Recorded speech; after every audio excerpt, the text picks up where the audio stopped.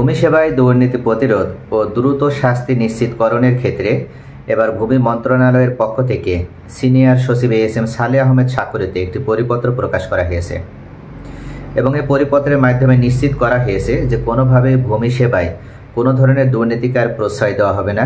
ভূমি সেবায় স্বচ্ছতা এবং জবাবদিহিতা নিশ্চিত করতে হবে। ভূমি মালিকদের জন্য এটা অত্যন্ত সুখবর, কেননা দীর্ঘদিন থেকে বাংলাদেশের প্রত্যেকটা ভূমি নাগরিক তাদের কাছে ভূমি সেবাটা অন্যতম একটা ভয় ও আতঙ্কের নাম।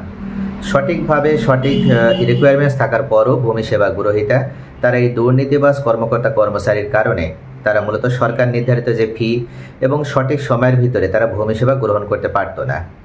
এখন তারা এই ভূমি সেবাটা সঠিক সময়ে এবং সরকার নির্ধারিত নির্দিষ্ট ফি বা টাকার মধ্যেই তারা এই সেবাগুলো গ্রহণ করতে পারবে।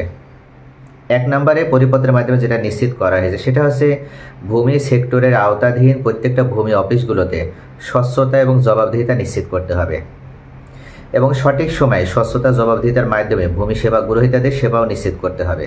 যদি কোনো ভূমি সেবা গ্রহীতাকে ভূমি সেবা প্রদানে বিলম্ব করা হয় তাহলে সেটা শাস্তিযোগ্য অপরাধের আওতাভুক্ত করা হবে। 2 নম্বরে সম্পূর্ণ দুর্নীতি মুক্ত থেকে ভূমি অফিসের সাথে দায়িত্বশীল প্রত্যেকটা কর্মকর্তা এবং কর্মচারী সকলকে ভূমি সেবা প্রদান করতে হবে।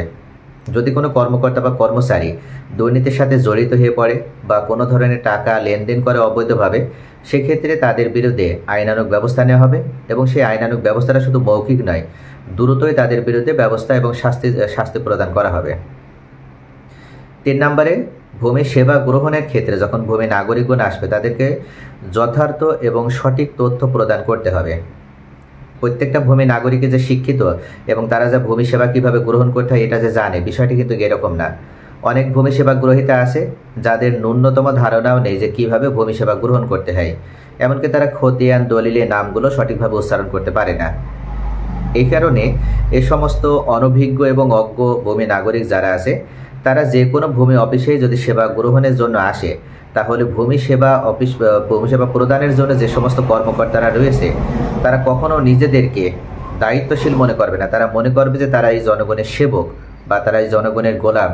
সেই হিসেবে তারা যে ভূমি মালিক আসবে তাদেরকে সেবা প্রদান করবে এবং অবশ্যই সঠিক তথ্য প্রদান করার মাধ্যমে তাদেরকে সেবা প্রদান করতে হবে। 4 নম্বরে প্রত্যেকটা ভূমি মালিকেরই কিন্তু যেমন সঠিক তথ্য পাওয়ার অধিকার রয়েছে, ঠিক তেমনইভাবে আবার সরকার নির্ধারিত ফি এর ভিতরে বা সরকার নির্ধারিত ফি প্রদান করার মাধ্যমে তাদেরকে কিন্তু প্রযুক্তিগত সহায়তা প্রদান করার কথাও বলা হয়েছে।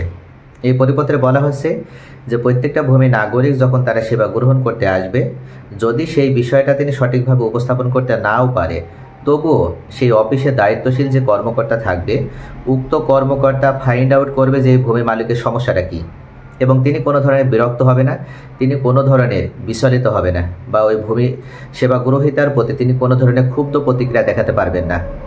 সঠিকভাবে এবং তিনি যতবার প্রশ্ন করবে ততবার উত্তর প্রদান করার মাধ্যমে স্বাভাবিকভাবে বা সঠিক নিয়মে তাকে ভূমি সেবা প্রদান করতে তিনি বাধ্য।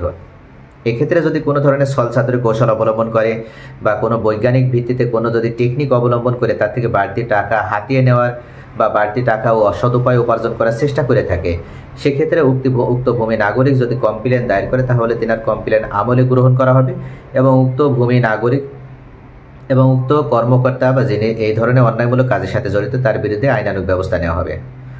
5 নম্বরে প্রত্যেকটা ভূমি সেবা অফিসগুলোতে যে কর্মকর্তা কর্মচারীরা দায়িত্বশীল রয়েছে সেই দায়িত্ব তারা সঠিকভাবে পরিচালনা করছে কিনা এটা দেখাশোনার জন্য ঊর্ধ্বতন ভূমি অফিসগুলো তারা নিয়মিত অভিযান পরিচালনা করবে উক্ত অফিসগুলোতে এবং অভিযান পরিচালনার সময় সঠিক তথ্যপাতের ভিত্তিতে একটি প্রতিবেদনও তৈরি করবেন। সেই প্রতিবেদনগুলো তিনার ঊর্ধ্বতন যে অফিসগুলো আছে সেই অফিসগুলোতে প্রেরণ করবেন। এভাবে একেবারে রুট লেভেল থেকে আপার লেভেল পর্যন্ত প্রত্যেকটা ভূমি অফিসের ভিতরে একটা শৃঙ্খলা থাকবে এবং একটা কম্বিনেশন থাকবে, একটা সংযোগ থাকবে, কমিউনিকেশন থাকবে এবং একজন কর্মকর্তা কখনো যদি তিনি এইভাবে সঠিকভাবে তত্ত্বাবধানে থাকেন তাহলে তিনি কোনোভাবে দুর্নীতির সাথে জড়িত হতে পারবেন না। তাহলে ব্যাস আশা করি বুঝতে পারছেন যে ভূমি মন্ত্রণালয়ের পক্ষ থেকে বর্তমানে ভূমি অফিসে দুর্নীতি প্রতিরোধ এবং ভূমি অফিসে যে সমস্ত কর্মকর্তারা এই দুর্নীতির সাথে জড়িত তাদেরকে দ্রুত শাস্তির আওতায় নিয়ে আসার জন্য ভূমি মন্ত্রণালয়ের পক্ষ থেকে 5টি নির্দেশনা প্রদান করার মাধ্যমে সিনিয়র ভূমি সচিব এস.এম. সালেহ আহমেদ স্বাক্ষরিত একটি পরিপত্র প্রকাশ করা হয়েছে এবং এই পরিপত্রের মাধ্যমে পুরোপুরি নিশ্চিত করা হয়েছে যে এখন থেকে দুর্নীতির বিরুদ্ধে জিরো টলারেন্স নীতি অবলম্বন করার মাধ্যমে ভূমি সেবা প্রদান করতে হবে।